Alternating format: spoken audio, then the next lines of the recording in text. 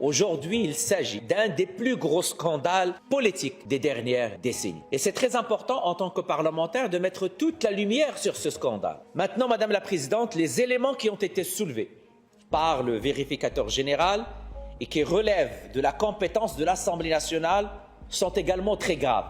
Et c'est là, Madame la Présidente, pour les prochaines minutes, je vais vous faire la démonstration que ce sont des éléments graves. Mais là, permettez-moi de vous dire que le fardeau repose sur mes collègues caquistes.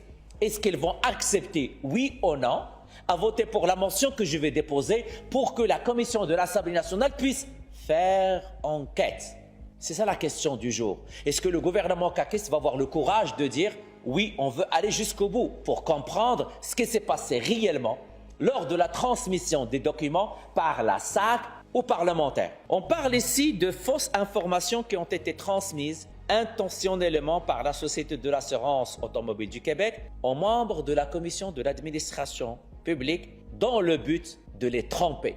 C'est ça, Madame la Présidente. J'ai analysé l'ensemble de la documentation envoyée par la SAC aux membres de la commission de l'administration publique et c'est pour cela qu'aujourd'hui, je peux vous confirmer que les informations envoyées étaient dans un but de les tromper. Pourquoi? Mon collègue Carlos Letao a envoyé au nom de la commission d'administration publique un suivi, une demande très claire, précise, suivie par rapport à la plus importante transformation numérique de l'État québécois. Et il a demandé des comptes à la SAC. C'est notre rôle. Lors de la dernière élection, ils nous ont dit « on veut que vous jouez ce rôle. On ne vous donne pas le rôle de gouverner, mais on vous donne le rôle de contrôler l'action gouvernementale. » Et c'est pour cela qu'on doit prendre au sérieux le contrôle de l'action gouvernementale. C'est aussi important que gouverner. Mais comment on peut gouverner et contrôler l'action du gouvernement si on a des fausses informations? C'est là, Madame la Présidente. Je ne peux pas jouer mon rôle avec des indicateurs biaisés, avec des indicateurs qui ne reflétaient pas la réalité. Et c'est ce que j'ai fait il y a quelques semaines. Je souhaite rappeler, au lieu d'envoyer les mêmes indicateurs, on choisit d'envoyer autre chose. C'est là où nous sommes, Madame la Présidente. Et c'est extrêmement grave, parce qu'on ne parle pas de n'importe quelle société d'État. Dans l'argumentaire que j'ai soumis à la Présidente, j'ai essayé, Madame la Présidente, de croiser toutes les informations contenues dans le rapport du vérificateur général et toutes les correspondances et rapports de suivi que les membres de la commission de l'administration publique qui ont reçu depuis 2019. Il m'apparaît important de rappeler quelques éléments que la Présidente a mentionnés dans sa décision. Premièrement, il a confirmé qu'à la lumière des faits qui lui ont été soumis et des informations contenues au rapport du vérificateur général, les parlementaires avaient effectivement reçu des informations fausses, erronées ou trompeuses quant au projet Casa-SACLIC. Les communications entre la SAC et le Parlement ont débuté suite à une demande de mon collègue Carlos Letao, 2019. On a demandé d'une manière officielle, c'est ça le rôle des parlementaires, nous avons demandé un suivi nécessaire par rapport à la plus importante transformation numérique. Je m'attendais que le gouvernement fasse la même chose. Et ça, c'est l'enquête de la commission Galland qui s'en occupera pour les gens qui nous écoutent, parce que c'est très important. Et par rapport aux élus, quand vous entendez que la présidente a décidé dans sa conclusion que les informations étaient fausses, erronées ou trompeuses, c'est extrêmement grave, Madame la Présidente, que dans une relation entre une société d'État et un Parlement, qu'on ait cette conclusion. Donc aujourd'hui, le vote est très clair. Est-ce que le gouvernement veut mettre la lumière sur les menteurs, oui ou non? Ça va aider même, Madame la Présidente, au futur, à envoyer un message très clair à l'ensemble des institutions qui travaillent avec le Parlement de toujours faire attention aux informations envoyées aux parlementaires. Ce n'est pas toujours une bonne idée d'envoyer des fausses informations erronées ou trompeuses. Faites attention, parce que l'État et gérer l'argent des Québécois, ce n'est pas une tâche facile. Tout le monde doit être imputable, tout le monde doit être à la hauteur et on doit être à la hauteur de ce fardeau, de cette responsabilité que les Québécois nous ont donnée. qu'on soit élu, qu'on soit haut fonctionnaire de l'État québécois, c'est l'exemplarité qui doit primer. On doit être à la hauteur de ce payeur de taxes, ce citoyen qui paye ses taxes et ses impôts. On doit être à la hauteur de la responsabilité qu'il nous a donnée. En tant qu'élus, nous avons ce devoir de contrôler à l'intérieur du Parlement en utilisant les outils parlementaires que nous avons. Et à l'extérieur, la haute fonction publique doit être exemplaire dans la façon avec laquelle il gère l'argent des contribuables québécois. Pour nous, cette affaire est très sérieuse. Il en va du respect de notre institution et de ses députés. C'est pour cela que je me lève aujourd'hui. Pas uniquement au nom de ma formation politique, mais au nom de tous les députés.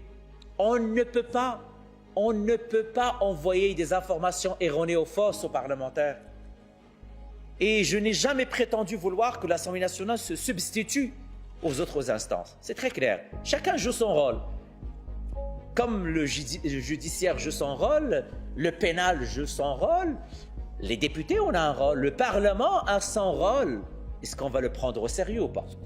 L'Assemblée nationale est souveraine et a compétence pour enquêter sur les atteintes à son autorité et à sa dignité.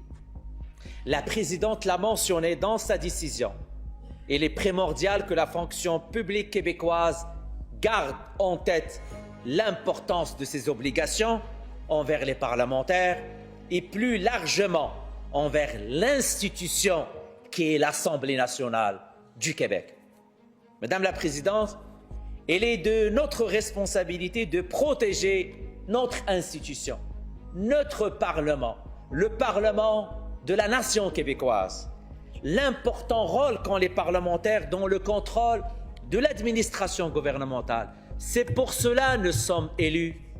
C'est ça notre rôle, Madame la Présidente. Nous devons pouvoir faire notre travail sans entrave. Ce qu'a fait la SAC est inacceptable. Cette affaire ne doit pas être prise à la légère et c'est pour ces raisons que je fais mention afin que l'Assemblée mandate la commission de l'Assemblée nationale pour faire enquête visant à vérifier si la Société de l'assurance automobile du Québec et certains de ses dirigeants anciens et actuels ont transmis intentionnellement des informations erronées aux membres de la Commission de l'administration publique dans le cadre de suivi concernant le projet CASA-SACLIC et que la Commission recommande, le cas échéant, les sanctions appropriées. Est-ce que le Parlement et l'ensemble des parlementaires vont exiger encore une fois le respect des institutions démocratiques, le respect des envois faits et réalisés par les sociétés d'État pour que les parlementaires, membres de la nation, membres de ce Parlement, puissent jouer leur rôle adéquatement? C'est ça la question, Madame la Présidente. Et aujourd'hui, encore une fois, la CAQ va avoir un test de crédibilité. Un test, est-ce que réellement ce parti veut aller jusqu'au bout pour mettre toute la lumière sur ce scandale? La motion que je viens de déposer devant vous, Madame la Présidente, interpelle l'ensemble des parlementaires. Cette motion est l'exemple parfait. C'est en tant qu'élu de la nation québécoise, on va jouer notre rôle de contrôleur de l'action, que ce soit des sociétés d'État ou l'action gouvernementale. Tout à l'heure, Madame la Présidente, j'ai l'intention de demander aussi un vote. Ce vote parce que je le veux enregistré. Ce vote, je le veux qu'il reste à l'intérieur de cette Assemblée, que jamais on va laisser quelqu'un tromper les parlementaires, qu'on va jamais laisser, peu importe la société d'État ou l'institution, envoyer des informations erronées ou trompeuses. C'était la conclusion de la Présidente, Madame la Présidente. Et pour moi, au nom de notre formation politique, ce combat, on va le mener. On va le mener au nom de la démocratie, au nom du respect des institutions, mais aussi pour envoyer un message très clair à n'importe quel autre haut fonctionnaire. Faites attention aux documents que vous envoyez aux parlementaires, parce que ce n'est pas vrai qu'on peut duper et qu'on peut envoyer n'importe quoi aux parlementaires. Notre travail est important parce qu'on gère les taxes et impôts des Québécoises et des Québécois. Et on le prend au sérieux. Envoyer des informations erronées, ce n'est pas quelque chose de banal. On ne peut pas laisser passer cet aspect, Madame la Présidente. Le fardeau repose sur les collègues caquistes.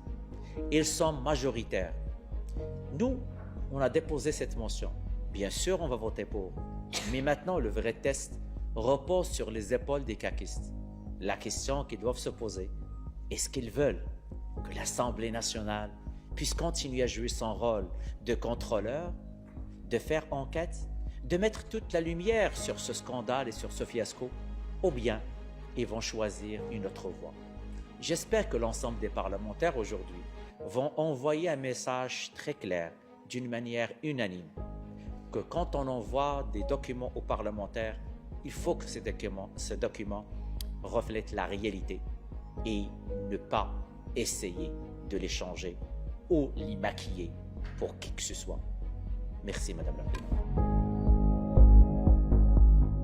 Je souligne que l'Assemblée est la seule compétente pour enquêter sur les atteintes à son autorité et à sa dignité. Elle peut donc faire enquête parallèlement à la commission d'enquête ordonnée par le gouvernement récemment. La règle du sub judice n'aurait pas pour effet d'empêcher l'Assemblée ou la commission de l'Assemblée nationale de faire la lumière sur les faits troublants évoqués dans le rapport du vérificateur général au sujet de la commission de l'administration publique. Nous allons procéder au vote reporté sur la motion de renvoi à la commission de l'Assemblée nationale pour faire enquête dans le cadre de la motion inscrite au feuilleton en vertu des articles 324 et 327 du règlement, présentée par M. le leader de l'opposition officielle. Le vote est maintenant ouvert. Pour 34, contre 76, abstention aucune. En conséquence, la motion de renvoi est rejetée. La présidente de l'Assemblée nationale nous a donné raison. Pourquoi la CAQ et les caquistes ne veulent pas cette commission d'enquête au Parlement pour qu'on puisse, en tant que parlementaires, interpeller et questionner ces gens qui nous ont trompés. Donc aujourd'hui, pour moi, c'est très clair. Les caquistes sont des alliés de la tromperie qui a été maintenue pendant plusieurs années entre la SAC et les membres de la commission de l'administration publique.